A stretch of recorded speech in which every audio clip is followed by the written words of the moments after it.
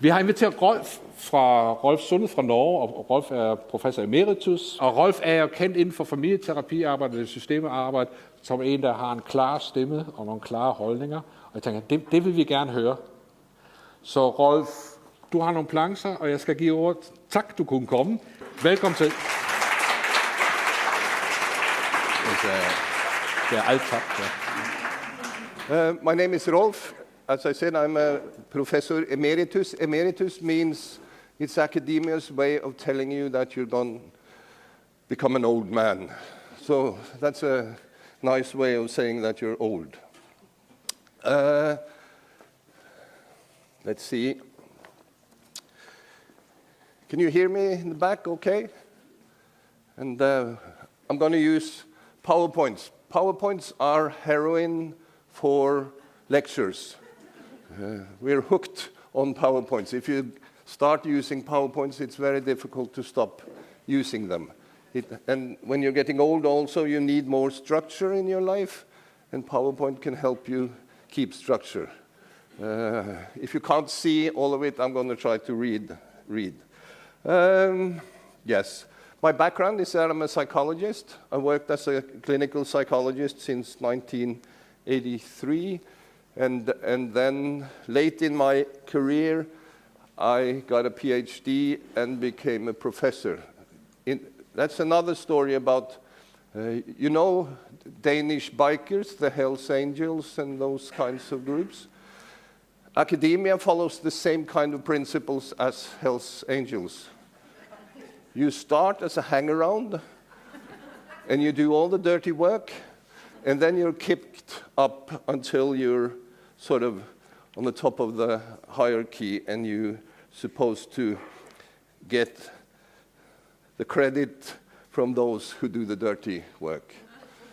I'm not quite sure it's actually like that. But the good thing of becoming an emeritus is that I can have a bit more distance to the system. I worked in healthcare systems in Norway, in the national healthcare system.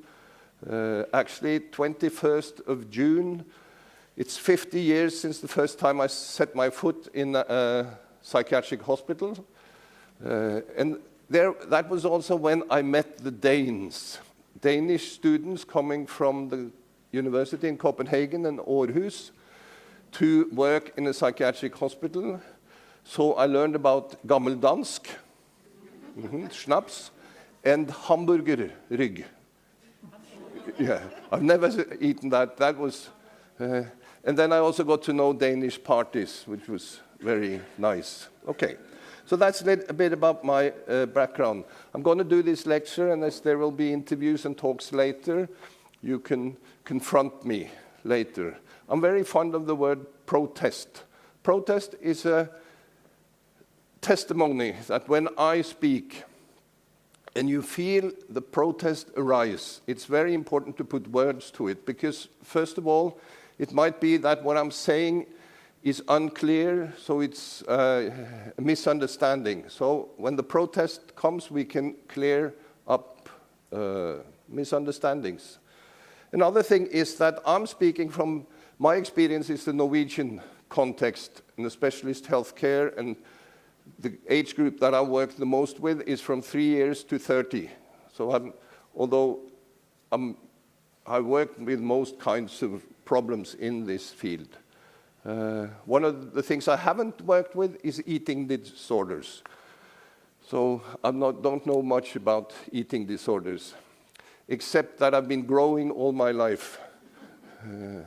First up and then, you know, yeah. So, the protest also, it might be that what I say doesn't fit with the Danish context. So it's important also later, if you have questions, we can clarify contextual issues. And the third possibility is that you disagree with me. This is not a field where there is necessarily a great agreement. But this agreement brings up differences, and differences are very productive. So I'll get back to talk more about differences. Yes, that was. So let's see. when I got a document, I don't know, I couldn't have colors, but bedre mental sunnhet og en styrket innsats til mennesker med psykiske lidelser, en 10-årsplan. Do you know this? This is sent, yes. So to give me something about the Danish context and what's happening in Denmark. Now, when I read it, there is a paradox. In many ways, the welfare state, when I speak from the Norwegian context, is still functioning.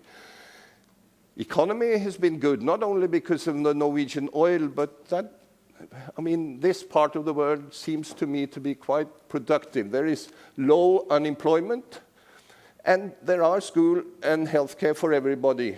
What we call the principle of universality in the welfare state is still in place. Although, at least in Norway, no politician would say we're going to dismantle the welfare state. That's a political suicide in Norway, and I would guess also in Denmark. But what some politicians do is use the word welfare state, but the content of the welfare state is gradually changing. So in some areas, there is a question, do we still have a welfare state, or are the transformations moving in the directions where we're creating a welfare state that is very different from the one who had universality as its example? But if I grew up in the 50s and the 60s, and Norway at that time was a poor country, not a country where people were starving, but they were actually quite poor. My father gave me skis when I was 10 years old, and they fitted when I was 14. And he said that, I'm going to give you one pair of skis. This is the only one you're going to get. If you want more skis, you've got to make your own money to buy skis. Today, I think my children and grandchildren sometimes get a new pair of skis every year. So compared with the 50s, it's still a sort of an affluent society.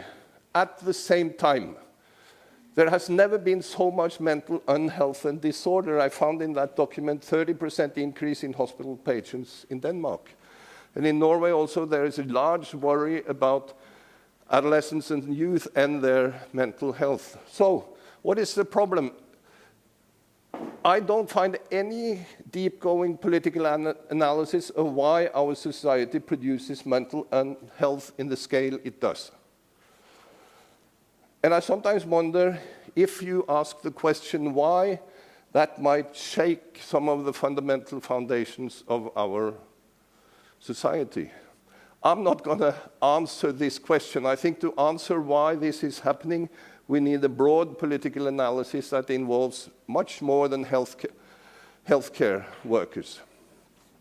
In Norway, we don't speak officially, we don't call our field psychiatry anymore. We talk about mental health care, psykisk helsevern. When I talk, I'm going to swap between psychiatry and mental health. Psychotherapy, for me, these are concepts that speaks to the same. So when I look at that document, what do they say is the problem with mental health care psychiatry in Denmark? There is lack of wholeness, connections, quality and effort, manglende sammenheng, utilstrekkelig kvalitet og mangelfull innsatser in the services. And then my interpretation when I read it is that there are some answers. First of all, that managers, healthcare and social workers do not communicate well together or across services. It's the same in Norway.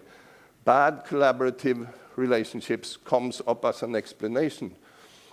And there is also some ways of interpreting what says that at every level we have insufficient skills and knowledges and our effort is too low.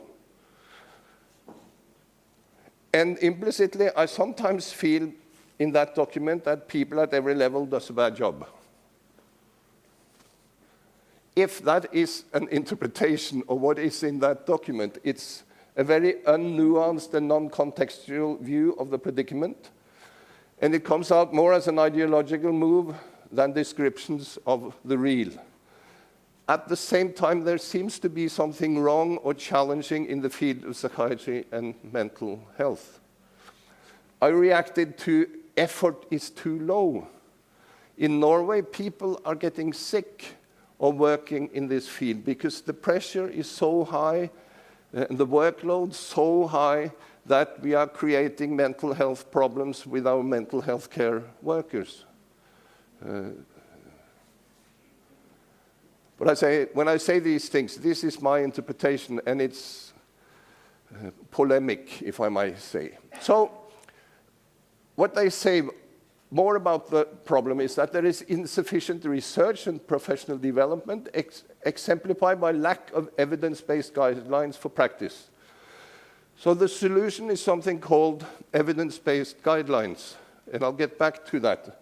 My question is this true? Is this the problem, that we lack evidence-based guidelines for practice?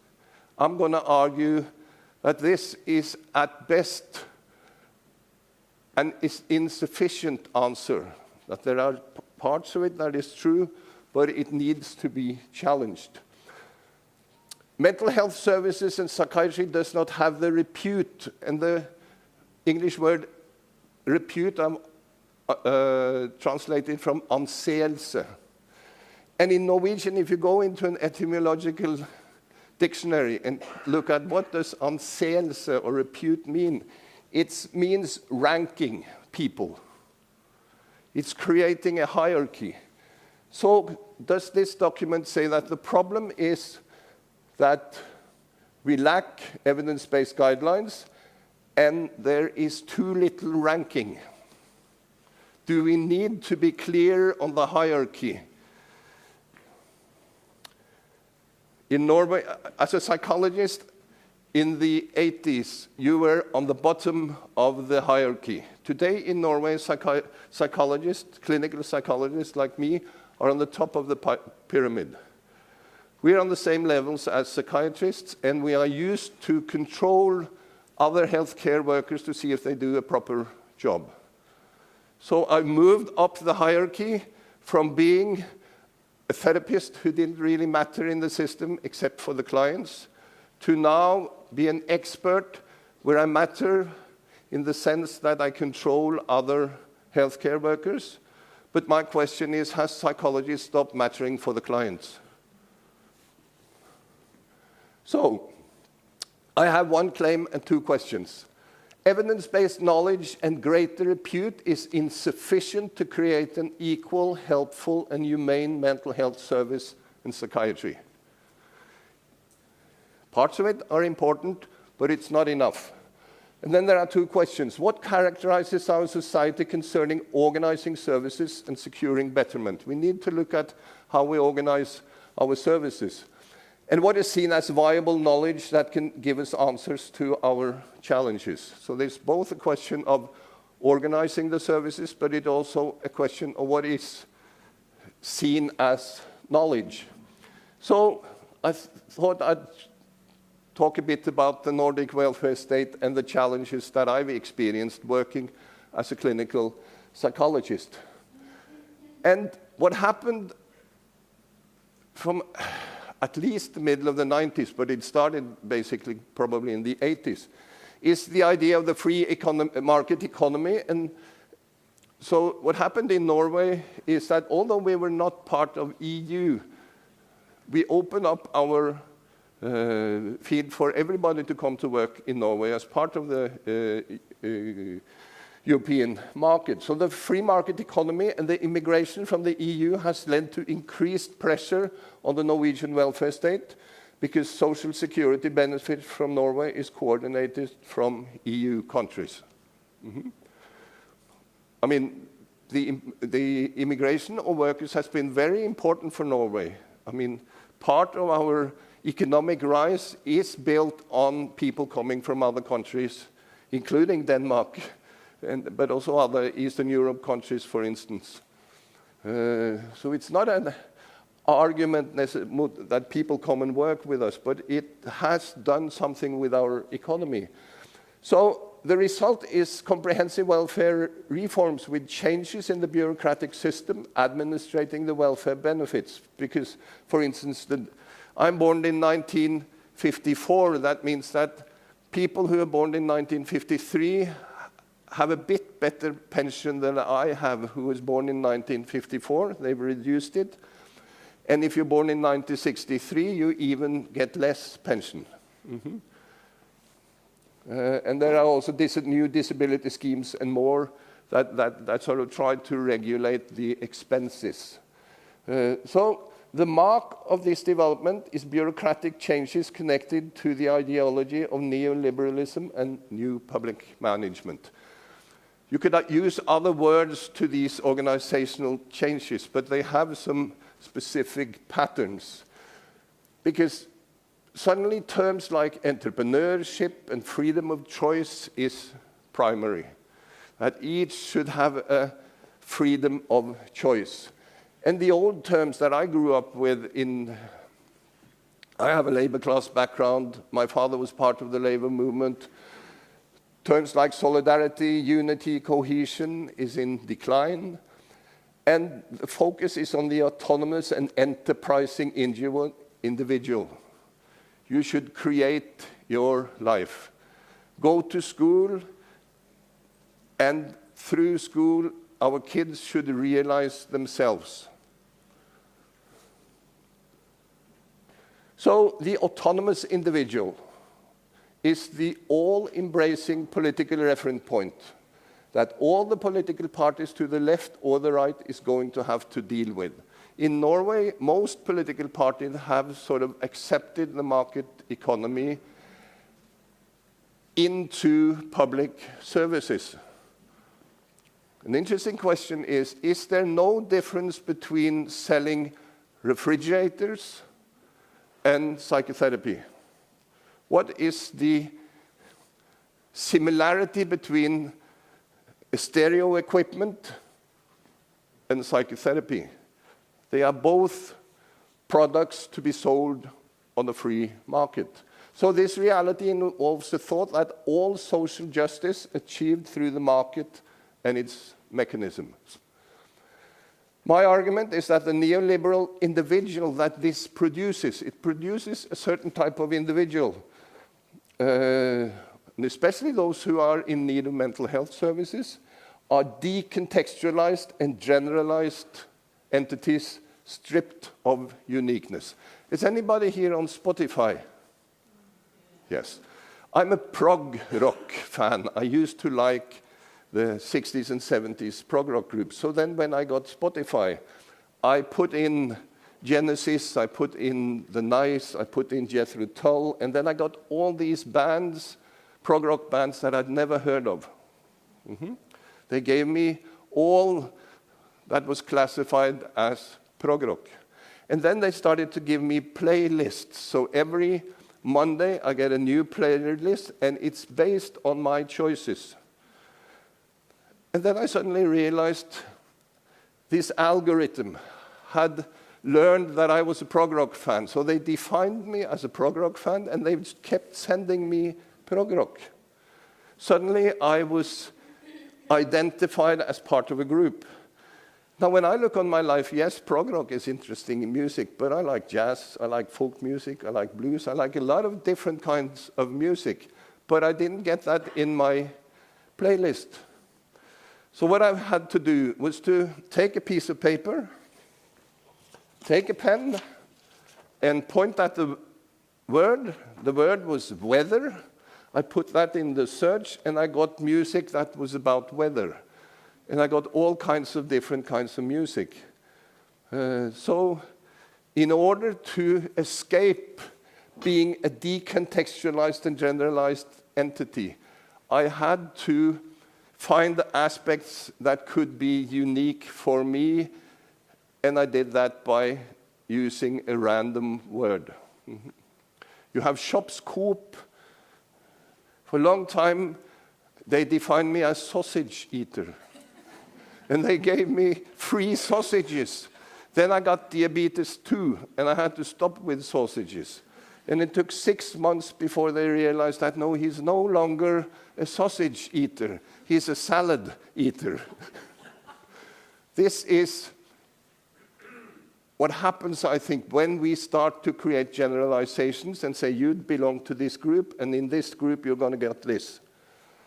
And I'm going to try to show you that this is part of the problem as I see it in mental health. So, the goal is improving the cost of effectiveness within the public sector. And the strategies for increasing efficiency, accountability, and productivity is through standardizing services. If you are a prog rock fan, you're standardized to get that kind of music. If you have a depression, you're standardized to get a specific kind of therapy that is found to help people with depression. And documentation. Documentation is double-sided for me. One thing is it's important to document what you do. So you can, in the medical journal, for instance, that people can read what you've done and you can be made accountable for what you do. But documentation is also a way of controlling me. I don't know if you have in Denmark electronic medical journal systems. So the system we have in Norway is made now in such a way that you have to start with assessment, then do diagnosis, and then do treatment. I'm going to argue that for many patients, it's a bad move to start with assessment. For many patients, it's important to do assessment, but for some patients, I don't know if you ever, those of you who work with young people, anybody have experienced assessment fatigue? It's a new diagnosis that I've invented. These are the young kids who'd been into the outpatient clinic for the third time, and every time they are assessed, so they're so tired by filling out these forms that they don't want to go. I don't want to go to this psychologist because he comes with his forms. So this is assessment fatigue. I don't have an evidence-based practice for how to deal with assessment fatigue still. Okay, so for health and social workers, this orientation has led to big changes for the individual worker. Therapy should be shorter, in which the therapist should be a specialist who follows the recommendation for therapeutic activities. Follow the standardization. When you look at the research on what's called adherence to the manual, you will find that when you use an evidence-based practice, you have to use it flexibly. And I worked with parent management training, Oregon PM2O, I don't know if you know that in Denmark. And what I learned from that is that it's incredibly how flexible you can use a manual. So my talk is not that I'm critical to manualized methods. If I'd known what I know today and got the chance of starting all over, become young again and be a psychologist, I would learn as many evidence-based methods as possible. But I would have a promiscuous relationship with those methods. I would be unfaithful. This is one area where I recommend unfaithfulness, is to theory. You know, if you have a theory, and I usually say that if you start to believe that that theory is correct, it's not a theory any longer. It's become fact. So in order to keep a theory as a theory, you need at least two theories. That is difference, which reminds me that things are not necessarily as the theory says. Michael White, I was trained in Australia by Michael White, and he said that in the 50s, something happened in Australia. They got something new in Australia, and it was called family dynamics. They'd never had family dynamics before the 50s in Australia. But after the 50s, when family dynamic came to Australia, it created a lot of problems for families. Yeah. So treatment is so on the one hand, we need to learn these methods. At the same time, the research says that you have to use the manual flexible, and there is a limit that I'm going to talk about where the method doesn't fit the client. And the big question is, what do we do when these methods doesn't work? What do we do when methods that's working doesn't work? What do we do when people who are from a research point of view is found to be effective is not actually effective in the single case? What do we do then? And part of the problem, I think, is that treatment, if you isolate treatment too much to treating non-contextual generalized states, often named as diagnosis, we could end up excluding important part of a person. So, I know that when I talk, I might be a bit polemic, so you keep your protest for later, and then we can try to nuance this. But I've discovered that there is a new holy or unholy trinity.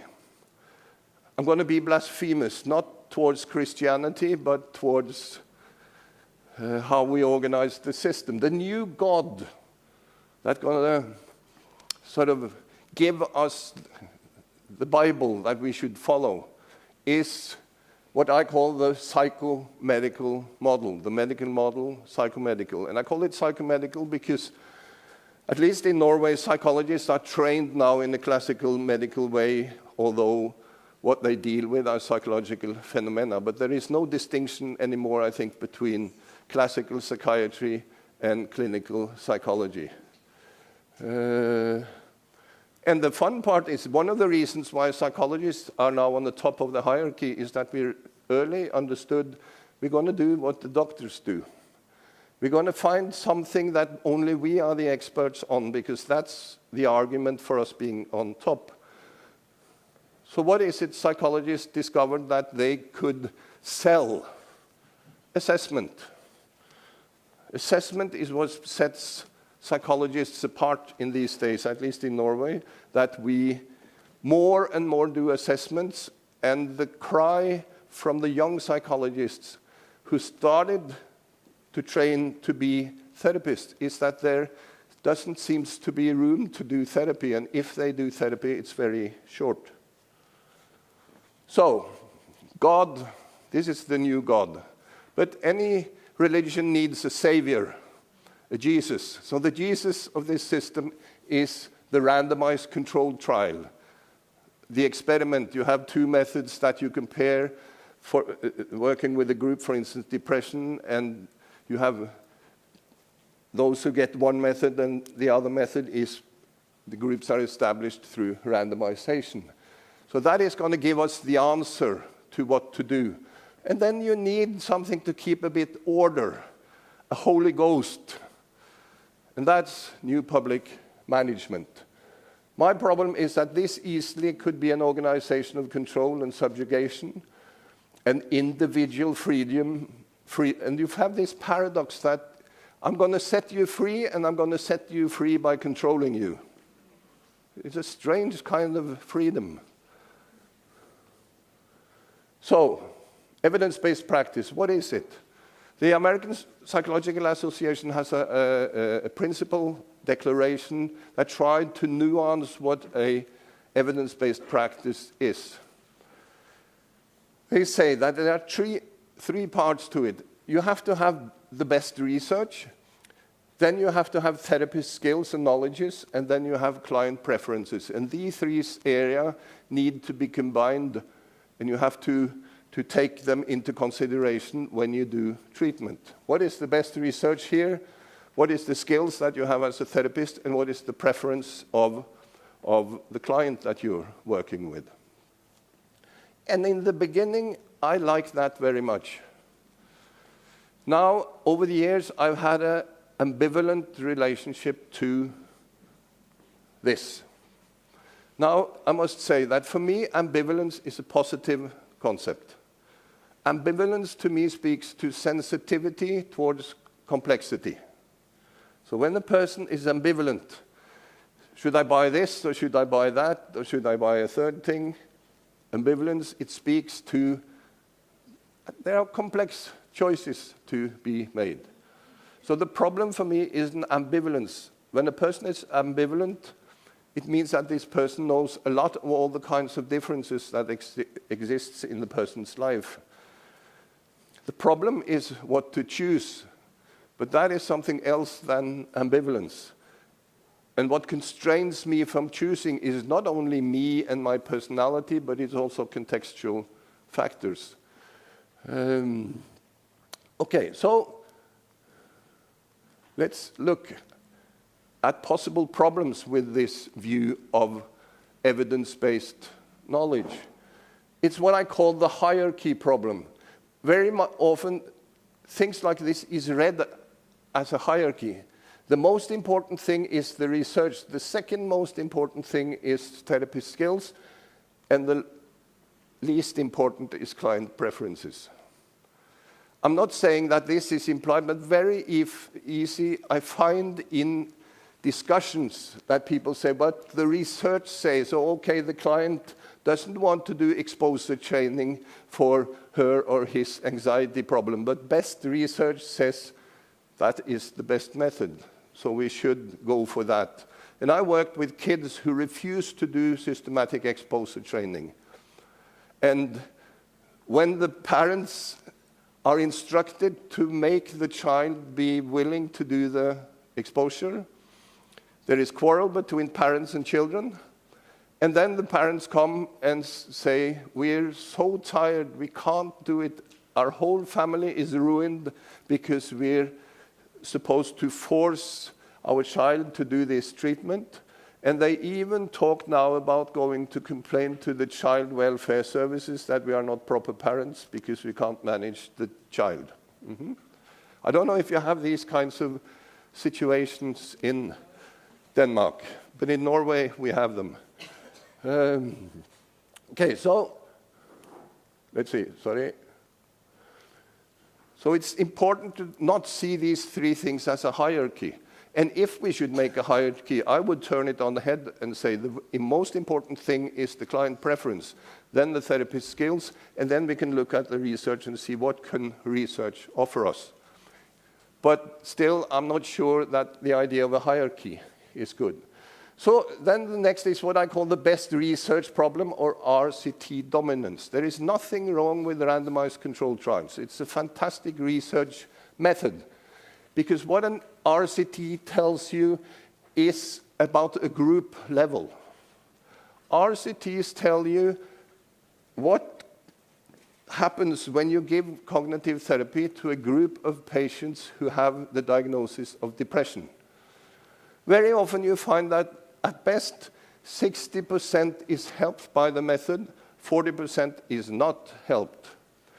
The problem is that there is nothing in the RCT telling you when the person comes into your office, is this a person who belongs to the 60% group or the 40% group? That means that you systematically can use an evidence-based method to the wrong person. So RCT tells about the group level, and I like to call that areas of causation. I'll give you an example afterwards, but it doesn't tell you about the actual individual in front of you, causes in the here and now concerning the individual. We know that one area of causation that is important is what we call the therapeutic relationship. Every therapist needs to attend to the therapeutic relationship. And I haven't seen any method who refuses that and can look differently on the therapeutic relationship, but everybody agrees now that that's important. One aspect of the therapeutic relationship is empathy. Some people have given me feedback that, Rolf, when you sit and listen to me and say, like a good psychologist, they say, I experience you as quite empathic. Okay. But then there are other people who say to me, Rolf, when you sit there and say, I don't feel that's particularly empathic, but when you repeat what I've said and ask me, have I understood you correctly, then I experience you as empathic.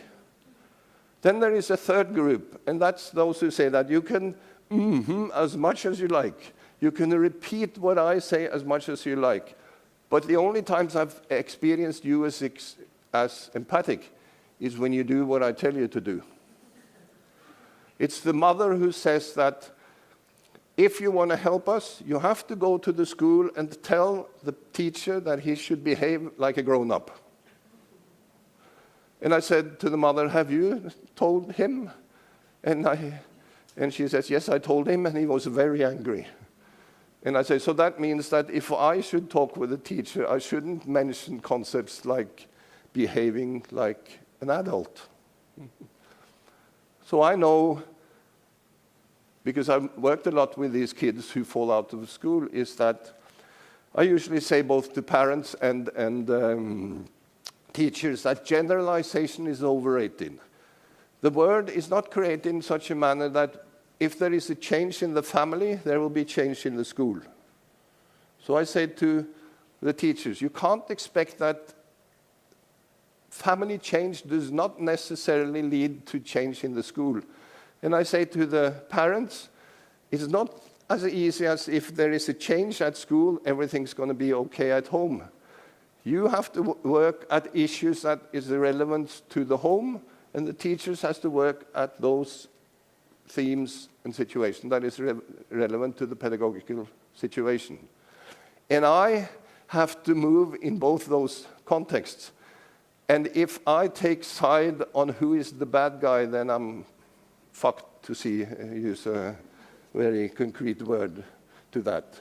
So the best research, so when we standardize treatments, those standardizations are good for those that is helpful, but still often we have 40%. In Norway now we have for OCD a 4-day program to work with severe OCD. And the guy who's made this was asked, what happens, why is it that somebody is not helped? And he said, there are 2 reasons why people are not helped. Either you haven't assessed good enough, in the sense that you've picked the patient who fits the method. The other reason is that the therapist has done a bad job. I've known since 1972 that the easiest way to get a result in this job is to pick the client who fits your method. It's also called intellectual laziness. The challenge is, as you all know, what the hell to do when the client represents something that you've never met before. So, for me, this psychomedical model, randomized controlled trial, new public management organization, when you bring these things together, and I say that there's nothing wrong with the psychomedical model. A lot of people are helped through classical medical model, which is assessment, diagnosis, and implementation of an evidence-based method. But my problem is that if you make that the rule, I don't know if you have in Danish the statement that no exception without the rule.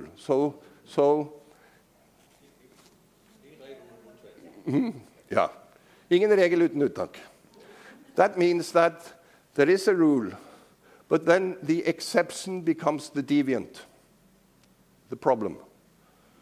They are accepted, but they are still that which doesn't fit what usually fits. What we did where I was working was that we turned that on its head and say there is no exception without the rule. That means that the exception points to a rule that doesn't work. That means that if you work with clients who fall outside the traditional way of working, these clients are not deviant. They point to a method that deviates from what is helpful for them. The RCT establishes generalities and approximate identities at the group level. This is the idea that what works for the many works for the one. This is a very simple way for me to state that the main problem with giving dominance to RCT-based knowledge is the idea that if you have you seen depressed people, then you will know, and what works for part of that group, then it must work for the one. I think the world is much more complicated than that. And then the new public management, as I say, efficiency and control. It demands of us to let ourselves be subjugated by the system. It's giving up our freedom. And through standardization and documentation, which is self-policing. I don't know if you know Michel Foucault's concept of a panopticon. Panopticon is a prison. It's a circular. In the middle, you have a watchtower, and you have the prison cells. That means that and the tower in the middle, you sit in there, you can look out and look at the prisoners in the cells, but the prisoners can't see if there is anybody in the tower. That means that basically you don't really have to have anybody in the tower as long as the persons believe that there is one there. They start to police themselves. And this is, I think, what really happens in this system is that we become our own police. I used to say that I did break rules when I was working in the public healthcare system, but I had always had bad conscience and a bit of fear what will happen if they discover how I break the rules. Not the law, but the rules. But I mean, laws are so wide that they are specified by rules and they can be broken. I'm out of the system now, and I work as a supervisor with people who work in the system. And I still recommend breaking rules, but now I don't have any bad conscience any longer. I'm out of the panopticon.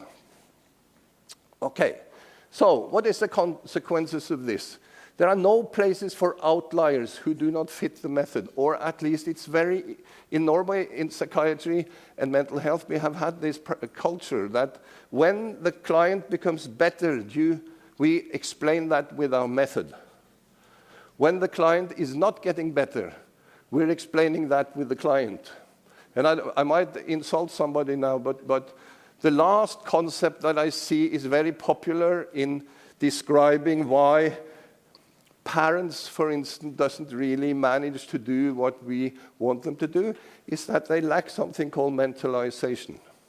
Now, mentalization is defined as seeing yourself from the outside and the other from the inside.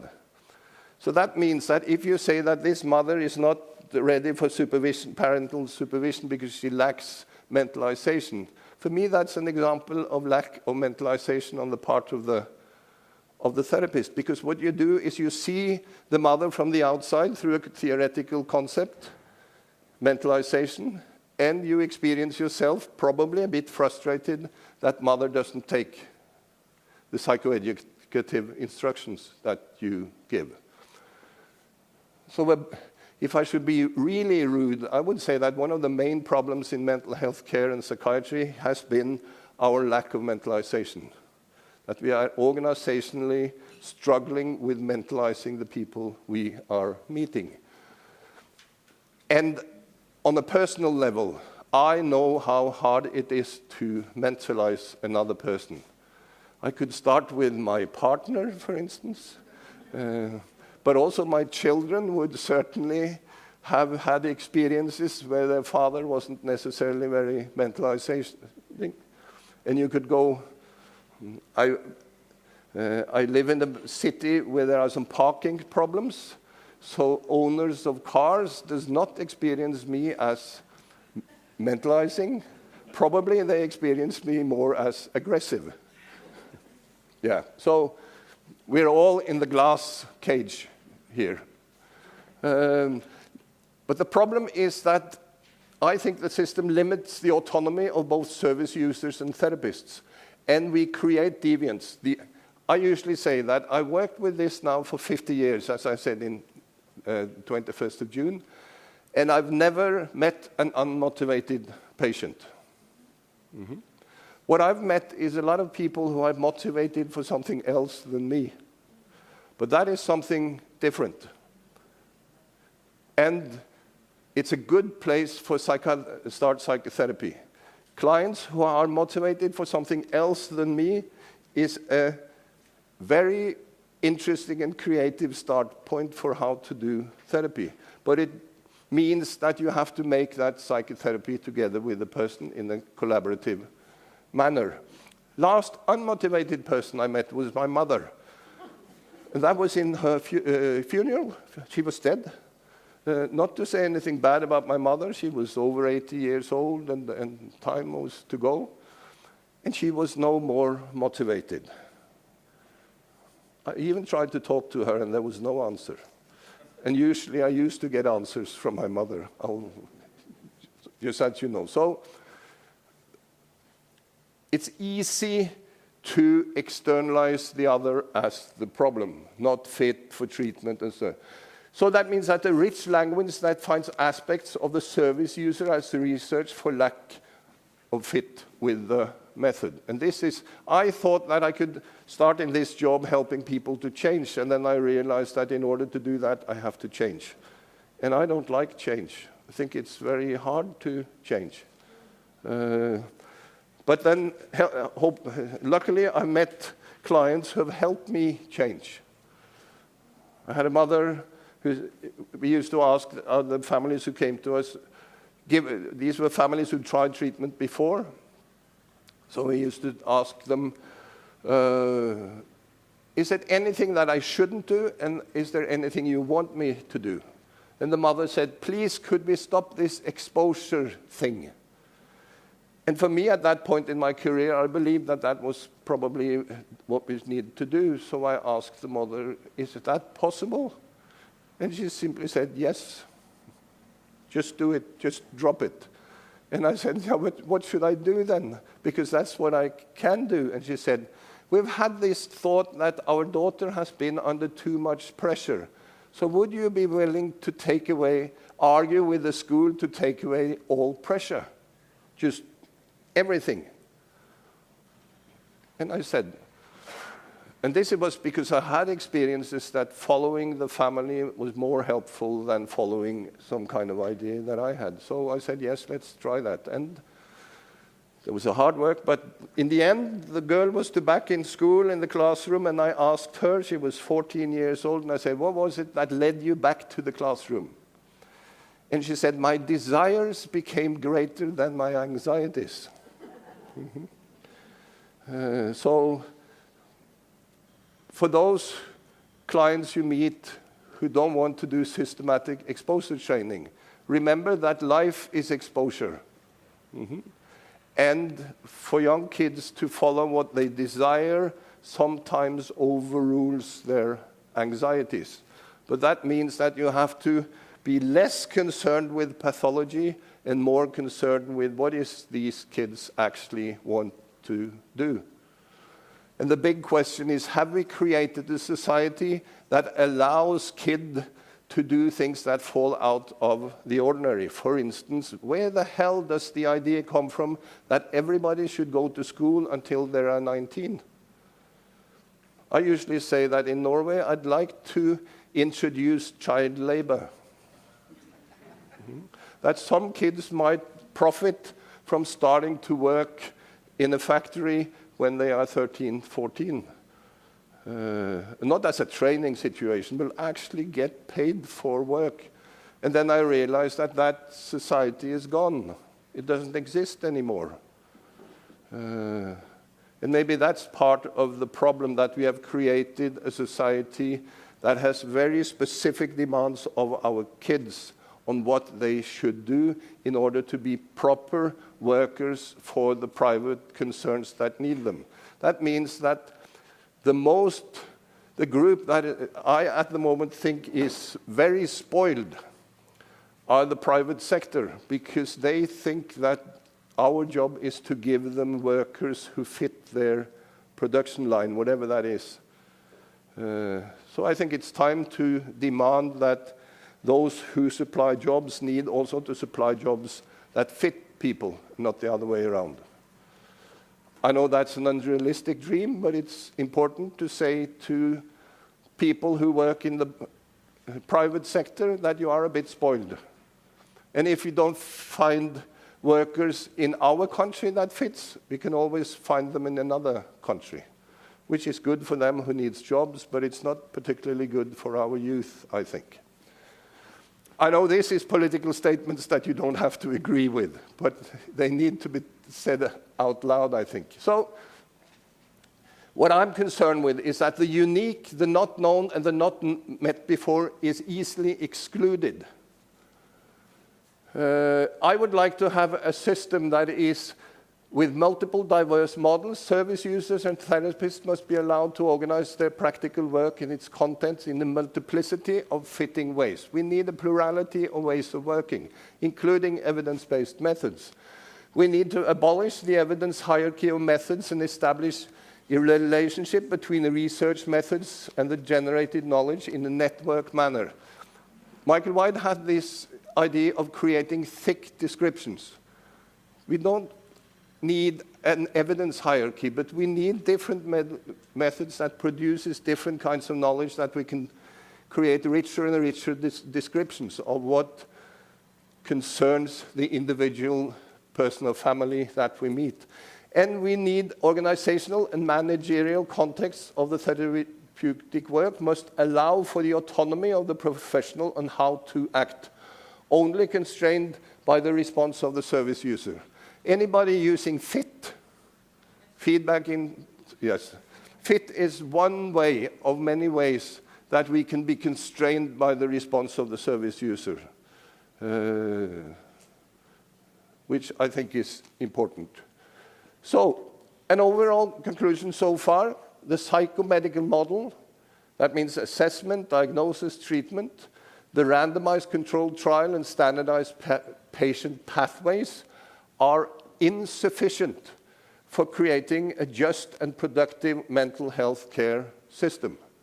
So this document, that is important because, and there is a lot of stuff in that document that is important for the future, I think, of Denmark. But if you bet on only one horse when it comes to knowledge, which is knowledge generated by randomized controlled trial, you're going to create the problems for the next 20, that you will see with the next generations, is my view. We need to try to attend more to single persons and families and their uniqueness.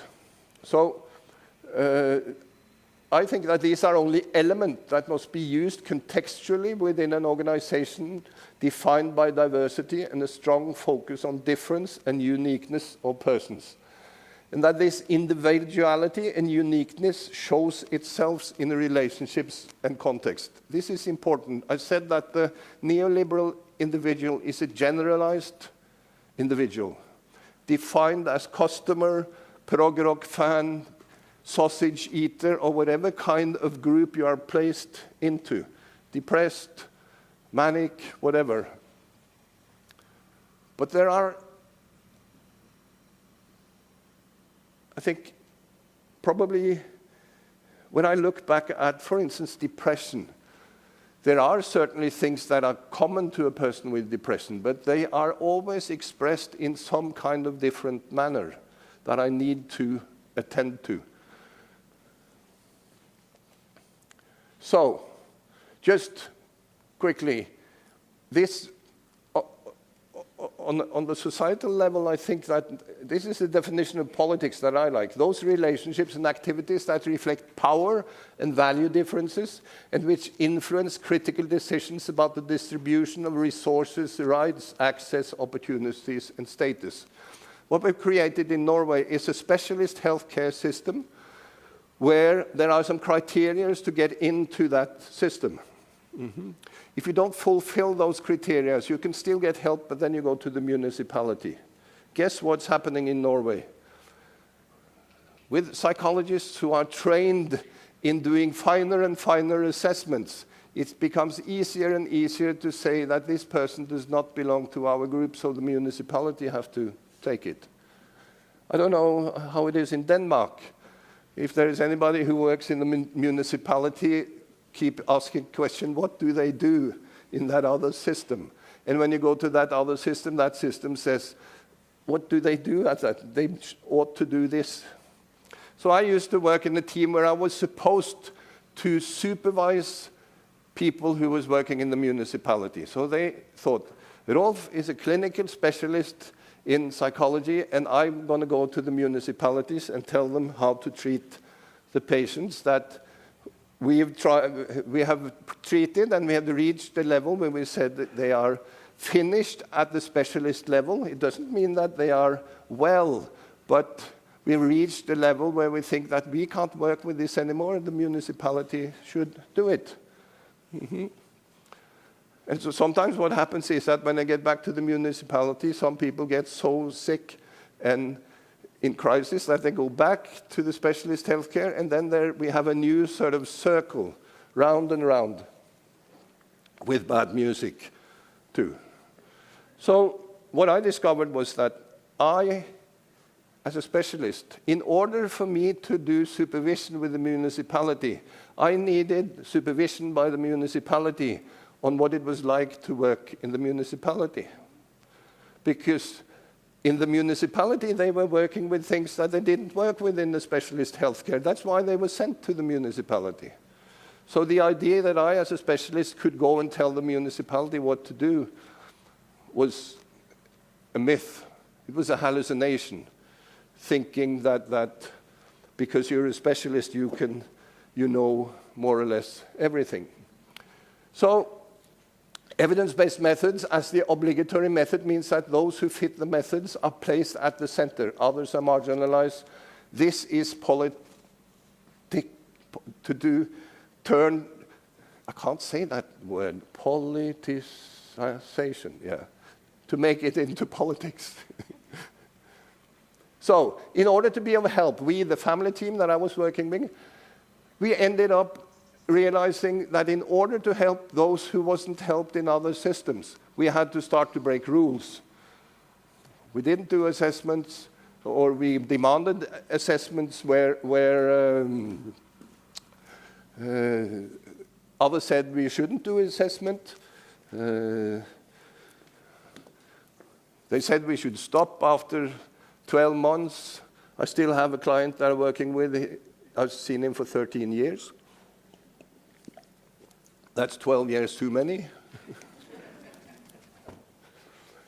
So we had to violate and breach generalized knowledge and impositions from authorities. Through our violations and breaches, we find ourselves working in the holes and cracks of the system where people have fallen through and outside the system's offerings. So those of you who work with these, who fall on the outside, be prepared to break rules. And it's important that your leaders know that when you break rules, it's not because you do a bad job, but because breaking that rule, the rule doesn't actually fit. That's why you have to break the rules. Don't break the law, but find ways of interpreting the law that allows for you to break rules. Another word for that, be smart, which is also hard. An ethical and secure practice means providing an equal offering for everybody. That is a practice where violation and breaching of official guiding principle are necessitated. One way of looking at that is that we thought of ourselves that we are political party independent, state-paid political activists in people's everyday lives, and we are happy with it. Now, it's good? Okay, great. How is this? Does it make sense? Maybe I should have asked that question before. Does this make sense? Does it speak to experiences you have in the Danish context? Okay. You don't have to agree with this, but this is, at least to create a contrast that we can look at later. Okay, now I'm trained as a family therapist, and the goal of family therapy is difference. This is a French philosopher. I usually say, if you want to read Gilles Deleuze, do it with red wine or schnapps. Because when it gets too bad, you can at least enjoy being a bit tipsy or drunk. Nothing is equal, because everything bathes in its difference, in its dissemblance and its inequality, even with itself, that everything returns. I don't want to even try to explain that, because I would get lost. But we have a family therapist, or an important person in family therapy, which is Gregory Bateson, who says that difference that makes a difference is a central koan, more or less, in family. So if we look at difference, traditionally, here I have a bottle, here I have this clicker. This is identified by the name bottle, this is identified by the name clicker. And I can keep them, and I can look at them, and I can compare them, and through the comparison, difference arises. So that means that there are identities, and we compare, and difference is secondary. You follow that? That's the first step. Now, what if we say that if we take Bateson's difference that makes a difference, and say that, well, what is primary is not identity, it is difference. Whatever that is, difference is primary, and that difference can make a difference. And the difference it makes, we give a name. So that means that establishing names and generalities are secondary to difference. So difference in itself, and I still don't know what difference in itself is, but it's helped me think that wherever I meet somebody, there will be difference. And I don't know what that difference means, but I can let it make a difference for me and see where it leads. So that means that every time I meet somebody, I have my generalized knowledge. I think that this is a person who needs this kinds of treatment, this family needs this kind of treatment. I start working, and I don't know if you have this experience that it doesn't work, and you're stuck. And I have had this experience. I thought I should have been a construction worker like my father. I shouldn't start to fool around with this psychology. I should have had my father used to use dynamite. I think dynamite might be a thing for me. Yes. What I discovered is that when you're stuck, you're closest to the problem of the family. In the sense that the family comes to you, and they come to you because they have tried their whole repertoire to try to deal with the problem, or an existential situation, or some pain, or some suffering. They come to me, and I play out my whole repertoire as a therapist. And I end up being stuck. I don't know what to do. I don't know if you know Samuel Beckett's Unnameable. It's a book, and the last sentence is that book. I can't remember the whole, but part of that is the main character says, I can't go on, I'll go on. That's a situation that I experience as a therapist, in the sense that we've tried our repertoires. That means that we are closest to the problem of the family. It doesn't mean that we've done a bad job. We've tried the best we could with our knowledge, and we're still not helpful. So what can I do when I don't know how to go on? The only thing I can do is go on. I don't know what to do. Anybody got a good idea? Or I say to the family, I think it's time to stop today. I need to think. I don't know what to do. I go home. I see a cowboy movie with Clint Eastwood, and somehow I get this crazy idea that maybe I should go back and say, I've seen this film where he painted the whole village red. And the father says, why do you tell us that story? And I said, I'm not really sure, but there's something there. What could it be? And then that starts from a meaningless point, you start to think and see, what should we try? And then the father says, okay, I'll go home and I'll paint my house red. And if it doesn't work, you're going to have to paint it back to white again. And I said, don't take me literally. What I realize is that what happens is that the atmosphere in the room has changed. From stuckness, we're no good, I feel no good as a therapist, the family feels no good as a family, the kids doesn't feel good as a therapist, and then we start to laugh that I have to come home to that family and spend my whole summer painting a red house white again. So the tone changes. And what we know about emotions is that emotions are dispositions for actions. When you've changed the mood of a person, that person will be able to act differently. Okay, so meaningless start points are in many sense also a start point for being creative. And it's not that I'm particularly creative, but you get answers to the stupid things you do, and suddenly you're into something that you didn't really expect. So, each of us has actualized differences in itself, and we show ourselves in our relations with others and life context. The individual is relational. So you see one part of me now as a talkative guy who tells stories and do what I do. And sometimes I get feedback that I do things okay in this context. Not every time. So we'll see what happens here. But I'm in other contexts where there are other parts of me where people say to me, you don't say much, Rolf. Well, I am in a different relationship. I show different parts of myself in relationships. And when I end up in new situation, I might even show something of myself that I've never met before in myself. So difference in itself as primary implies that our work is filled with uncertainty and it demands responsiveness. And the word responsiveness is interesting because you can turn it around and say being responsible. To be responsible is to be able to respond to the other in the present moment. So both practice and research must always have a focus on that which falls outside the outliers, that which does not fit with established generalizations and established identities, as I've said, the unmotivated, not fitting, not mentalizing, the personality disturbed, and others that we exclude.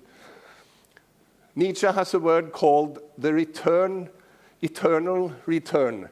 And I struggled with that because it's easy to think that what returns is what was there before. But an interpretation of this is that what returns eternally is difference in itself. What faces us always is difference. Difference that has yet to be concealed into identities. So when you work with an evidence-based method, and it works, there is no problem. But then when it doesn't work, that's where you meet difference, because difference will always be there.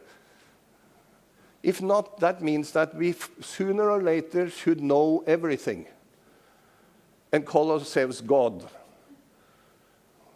I mean, help God if that should ever happen. So I think that the real is a perpetual machine or a thing that develops where the new always, and when I look upon my life, I suddenly realized the huge changes that happened in my country from 1954 until today, and the same in Denmark. So the world and life is always richer than our stories about the world and life. That's Michael White. There is always stories. It's not that there are more stories out there, but Todd May, the philosopher, says that the world is narratable. You can always create new stories about people's lives. It's not that the story is there in the people, but there are differences that can be used to create stories. So the problem and challenge of the real and linguistic turn in therapy, if the real is such that it cannot be reached except through our language, descriptions, theories, and stories, We are forever trapped in illusion, fantasy, and hallucination. This is the problem and challenge of the linguistic turn in mental health practices. I think we, those of you who are family therapists, need to adapt a concept of the real as something that as you can access. We are a part of it, and it's independent of us, but we are part of it and in a relation with it. The real is always becoming excess of differences. There is always new possibility. The real is given us, and that which give this given are differences sensed as intensities. My belief is that there are certainly, with language you can create all these different hermeneutical definitions.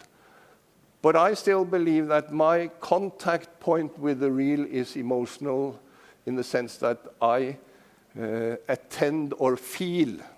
You know this, you come into a room and you sense that there is something wrong, and then you make an exception. I'm afraid of dogs. For me, dogs are either they are small or big. They are all wolves, I tell you. They are all wolves. Even those you can have in a handbag. They're actually wolves.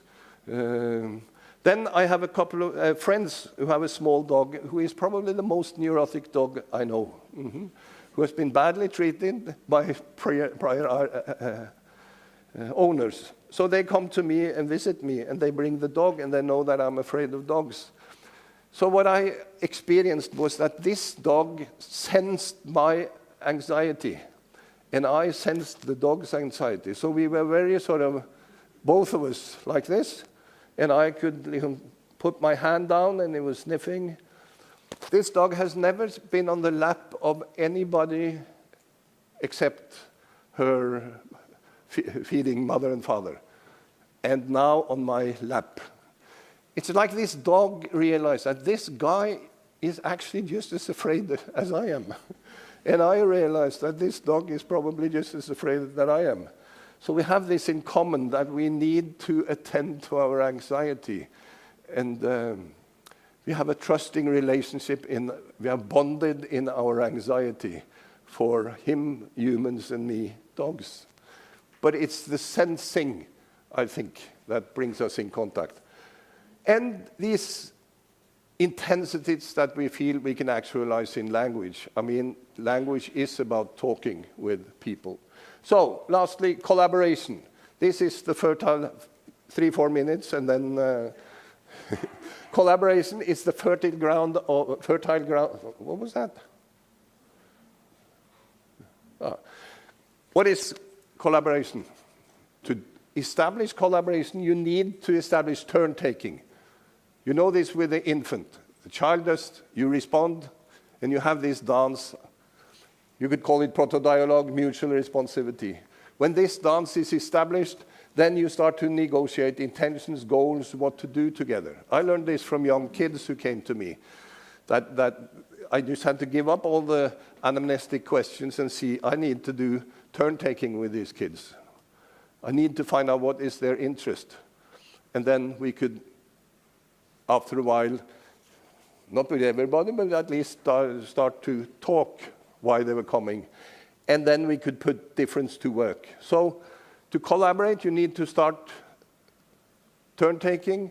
You negotiate goals or what to attend to, and then you put your differences to work. You attend to the unique outcomes, differences in itself and what is given us, and store it in manners that create landscapes of living that is livable for people. You have to challenge dominant discourses by going beyond the rules and regulations of the psychomedical, randomized, controlled trial, new public management assemblage or system. Creatively actualize and make new manners of being as an assemblage or system of multiple device models, multiple research-based knowledges, diversity, including organization. These are words that have to be unpacked in actual practice. They are big words, so it's their actualization or unpacking that is important. So again, be political party independent, state-paid political activists in the everyday life of people in order to actualize the principles of the welfare state. A health care based in the principles of universality, diversity, and justice. To do this, difference, not similarity, identity, and generalizations must take the central state of our mental health practices. Lastly, my point from Foucault is not that everything is bad, but that everything is dangerous, which is not exactly the same as bad. If everything is dangerous, then we always have something to do. So my position leads not to apathy, but to a hyper and pessimistic activism. Thank you.